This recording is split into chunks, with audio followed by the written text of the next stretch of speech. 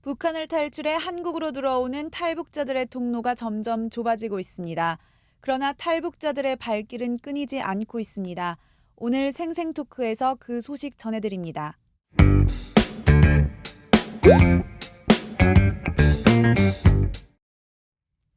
미국의 수도 워싱턴에서 보내드리는 RFA 자유아시아 방송 생생토크입니다. 최근 자유를 찾아 한국행을 희망한 13명의 탈북자들이 긴 여정 끝에 동남아시아의 제3국에 미립국한 소식을 저희 자유아시아 방송이 단독 보도한 바 있는데요. 당시 현장을 동행 취재한 노정민 기자와 그 이야기 나눠보겠습니다. 노정민 기자, 안녕하세요. 네, 안녕하십니까? 네, 저도 그 생생한 영상을 담은 동영상을 봤는데요. 네, 그 칠흑같이 어두운 밤에 자동차의 전조등 하나에 기대서 네, 이제 극적인 만남을 갖는 모습을 보고 저도 감동을 받았습니다. 네네, 실제로 굉장히 긴박한 상황이었을 것 같은데 어땠나요? 네. 제가 이번에 현지 이제 동행 취재를 하면서 이전에 몰랐던 새로운 사실을 알게 됐는데, 제가 이번에 그 탈북자 구출 활동을 하는 그 한국의 인권단체인 나우의 관계자들과 함께 그 현지에 갔거든요. 근데 처음에 이제 사전 조율을 할 때 저는 그렇게 생각했습니다. 이제 현지에 가면 국경을 넘어오는 탈북자 분들과 만날 수 있겠다. 저는 그렇게 믿고 갔거든요. 근데 실제로 현장에 가보니까 그 만날 수 있는 확률이 굉장히 작았다라는 거예요. 워낙 지역이 광범위하고 또 강폭도 굉장히 그 넓은 데다가 또 한밤중에 넘어오기 때문에 그 연락수단 자체가 그 원활치 않거든요. 그러니까 넘어오면 그 다음에 어디로 갈지 어디에서 누구를 만날지 전혀 그것이 예정돼 있지 않은 그런 상황이었습니다. 그런데 이번에 기적적으로 만난 것은 이번에 넘어온 탈북자 13명 가운데 그 20대 여성 한 명이 자신의 휴대전화로 그 자신의 좌표를 찍어서 보내준 것이 아주 결정적인 어떤 계기가 돼서 이번에 기적적으로 만날 수가 있었는데 이미 영상에서 보셨다시피 그 군사작전을 방불케 하는 아주 굉장히 긴박한 상황에서 기적적으로 만난 그런 사례였습니다. 예, 어떻게 보면 그분의 그 휴대폰 하나가 네네. 13명의 목숨을 다 구한 거나 야, 마찬가지네요. 그렇다고 볼 수가 있겠죠. 네, 네. 그리고 동영상 속에 보니까 이제 어린 아이들도 있던데요.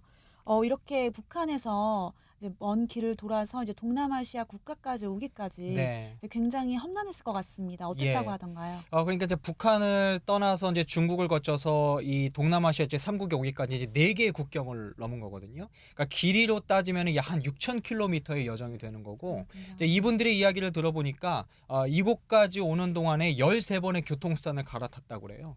그리고 이제 한밤중에 산을 7개나 넘었다고 하거든요.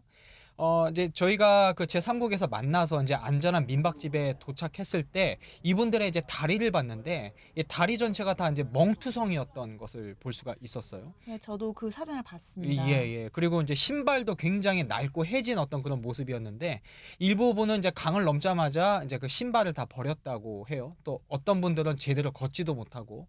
그러니까 이런 모습을 볼 때 이 탈북 여정이 굉장히 어려웠겠구나. 굉장히 쉽지 않은 여정이었구나. 이걸 엿볼 수가 있었고 특히 이제 동영상에서 보셨다시피 이제 2살 어린아이도 있었고 이제 예. 12살짜리 남자아이도 있었는데 이 2살 여자의 엄마가 이 아이를 업고 이제 산을 넘었다고 해요. 그런데 그때 동행했던 20대 그 젊은 청년이 함께 그 아이를 업어주고 안아주고 하면서 산을 넘었다고 하거든요.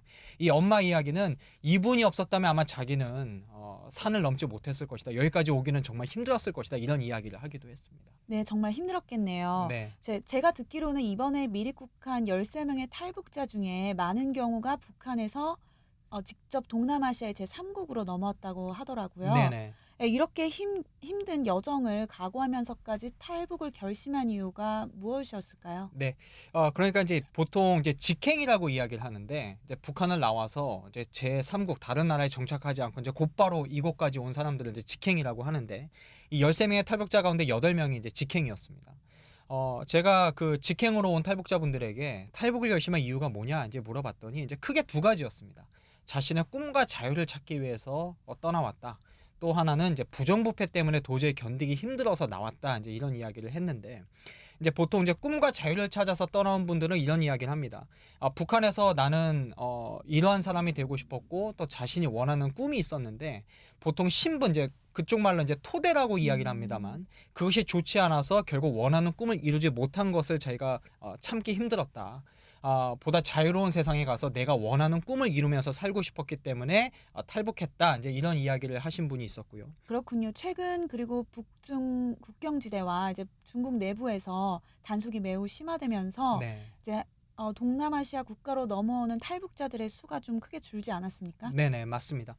실제로 이제 저희와 같이 현장에 나갔던 이제 인권단체 나우의 관계자들도 그런 이야기를 했는데, 지금 북중 국경은 물론 이건 중국 내에서 워낙 단속이 심하다 보니까 안전하게 이제 3국까지 오는 탈북자 수가 굉장히 많이 감소했다 이런 이야기를 하거든요. 실제로 이제 한국 통일부의 자료라든가 지금 하나원에 입소하는 탈북자 수도 굉장히 많이 감소한 것을 우리가 좀 볼 수가 있는데, 제가 그 이곳 현지에 있었을 때에도 이런 소식을 들었습니다. 최근 그 당시에도 이제 중국에 머물던 탈북자 또 여러 명이 중국 당국에 의해서 이제 단속됐다 이제 이런 이야기를 들었는데, 그만큼 지금 어떤 탈북의 어떤 과정이라든가 또 이곳에 오기까지의 그 여정이 결코 쉽지 않다라는 것을 또 제가 또 현지에서 실제로 좀 느낄 수가 있었습니다. 이렇게 제3국에 이제 미르국한 그 13명의 탈북자들은 이제 앞으로 어떻게 되는 건가요? 예, 저희가 이제 그날 저녁에 만났고 그 다음날 하루를 저희가 좀 같이 보내면서 저희가 이런 이야기 했어요.